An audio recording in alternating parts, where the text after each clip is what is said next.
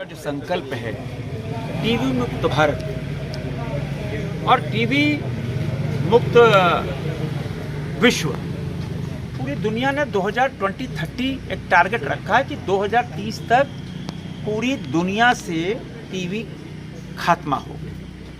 क्यों? टीवी एक ऐसी बीमारी है जो शरीर को अंदर ही अंदर खोखला कर देती है।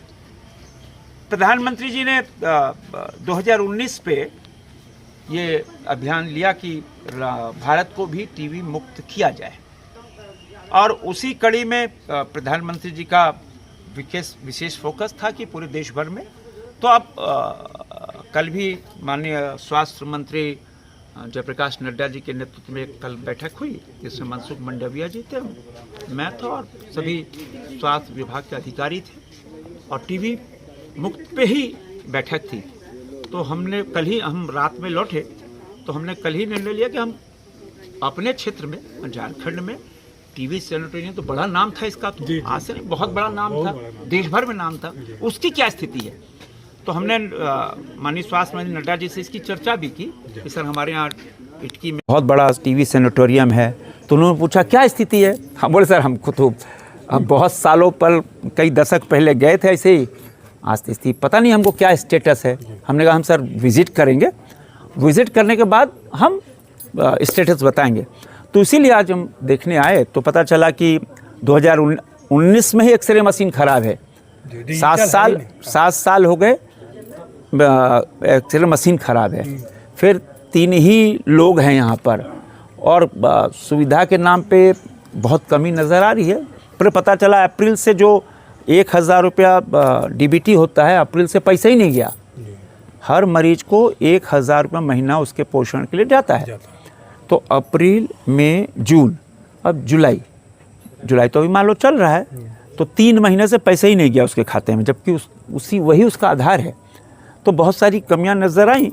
तो हमने उनको कहा है, जो यहाँ पे भी केयर टेकर हैं, कि पूरी रिपोर्ट हमको बना के दो, डिजिटल एक्सरे है कि नहीं, एक्सरे मशीन है कि नहीं, दवाइयाँ पूरी हैं कि नहीं, किस तरह का जो मरीज़ कितना, ओपीडी कितना है, फिर मरीज कितने हैं, मरीज को आप भोजन कैसा देते हैं, नाश्ता, सब पूरा हम रिपोर्ट हमने कहा है को दीजिए।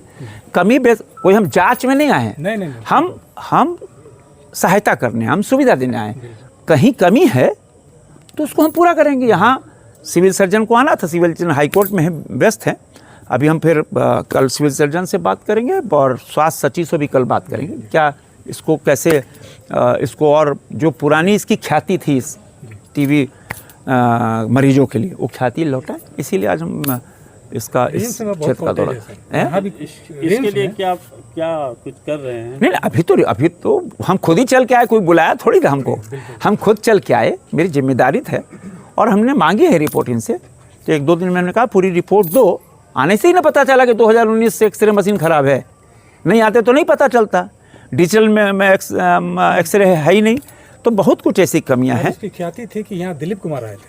अच्छा। उनके फ्रेंड थे किशन अग्रवाल, जो एडमिट थे यहाँ पर। अच्छा। 1955 में, तो उनको देखने के लिए आए थे और एक रात यहाँ रुके थे। दिलीप कुमार बताइए। सब जब दिलीप कुमार का देहांत हुआ तो स्टोरी आया था पेपर में, हो तो पूरा स्टोरी आया था उसका। और यहाँ पर जैसे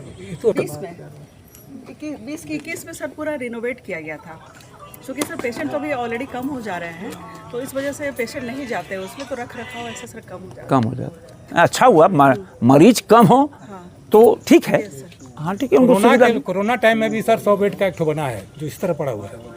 सर एक्चुअली पहले यहाँ मरीज काफ़ी थे, तो पूरे झारखंड का नोडल ड्रग रेसिस्टेंट टीबी का एडमिशन सेंटर हुआ करता था। अच्छा। लेकिन सीटीडी, सेंट्रल टीबी डिवीजन की इनिशिएटिव पे इसे डिसेंट्रलाइज किया गया।